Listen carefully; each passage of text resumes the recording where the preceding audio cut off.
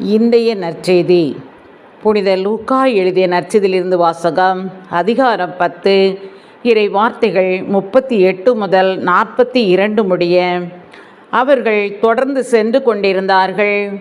அப்போது இயேசு ஓர் ஊரை அடைந்தார். அங்கே பெண் ஒருவர் அவரை தம் வீட்டில் வரவேற்றார். அவர் பெயர் மார்த்தா.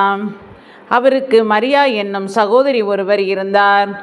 மரியா ஆண்டவருடைய காலடி அருகில் அமர்ந்து அவர் சொல்வதை கேட்டுக்கொண்டிருந்தார்.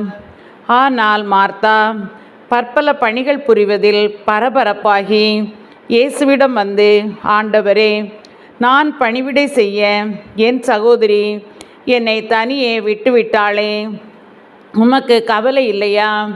எனக்கு உதவி புரியும்படி அவளிடம் சொல்லும் என்றார். ஆண்டவர் அவரை பார்த்து, மார்த்தா மார்த்தா, நீ பலவற்றை பற்றி கவலைப்பட்டு கலங்குகிறாய். ஆனால் தேவையானது ஒன்றே. மரியாவோ நல்ல பங்கை தேர்ந்து கொண்டாள், அது அவளிடமிருந்து எடுக்கப்படாது என்றார். இது கிறிஸ்துவின் நற்செய்தி. கிறிஸ்துவே, உமக்கு